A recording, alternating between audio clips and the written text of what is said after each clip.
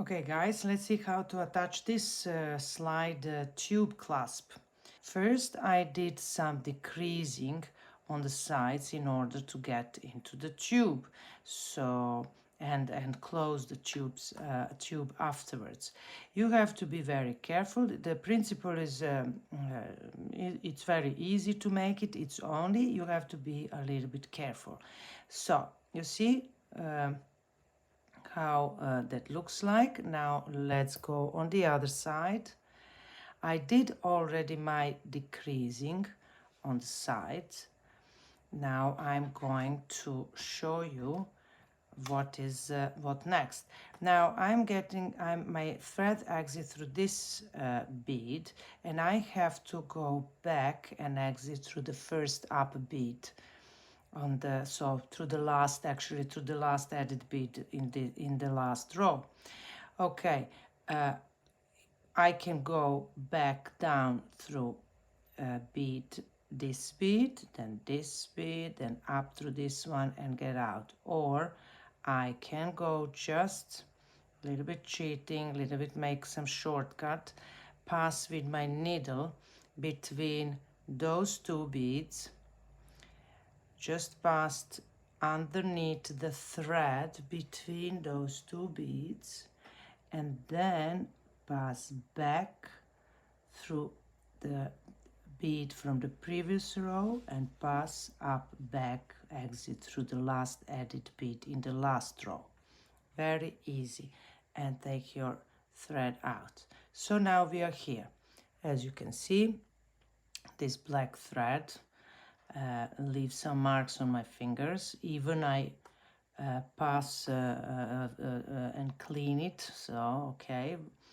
Some people use dry sheets for cleaning their thread.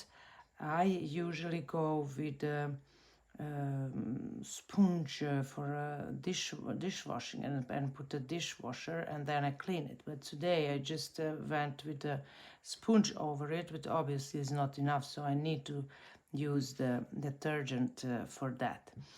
So there are different types, different ways how to clean it. Anyway, let's go back. Now, this is good enough to get into this tube. But if we try to pass with those beads through this, you see how this tube has his one opening, yeah?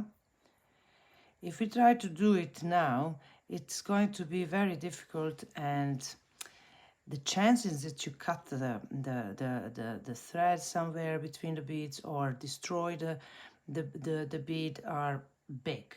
So we are going to add one row more, only on the up beads. So I will show you. Pick up one bead and pass through the last added bead. Okay, now we have this. You can also pass once again. So up, back through just added bead, and then down again if you want. It's not necessary. Now pass down through this bead and pass up through the next up bead. Okay, pick up one bead. You can also do it like this, pass back through the up bead and pass down through the next bead. That, and up, back through the next up bead.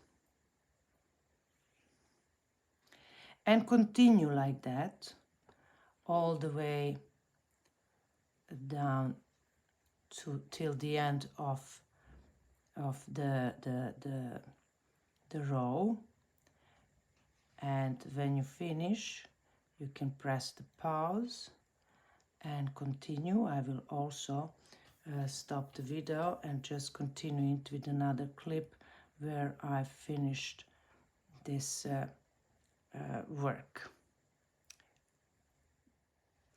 So this is my last bead, and I'm going to pass back through the last up bead but I'm going to continue and pass through the next two, because after that I'm going to secure my thread.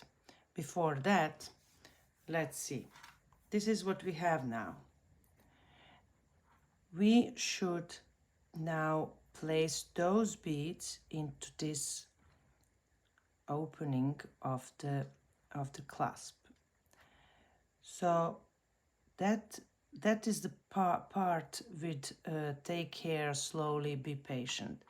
Most of the time I take this tube, I put my cuticle scissors and place it inside, and then I open my cuticle scissors, you know, just to make this beginning a little bit wider. And now I can go through a little bit easier. So place your beads, you see, now it's easier, and then just go and place all your beads slowly, yeah? Place your all beads into the tube. We are at the end, you see? We are at the end. Now close the tube. I don't know where I put my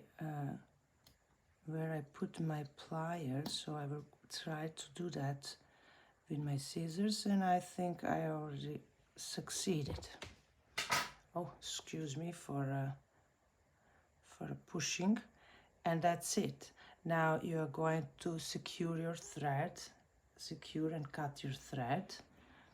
You will add jump ring on the other side, and you're going to close your bracelet with the lobster clasp, just like that. You maybe have a clasp but has a different loop here at the end, so maybe this jump ring is not going to be necessary, so I add the jump ring here, but probably in some cases that is not necessary at all.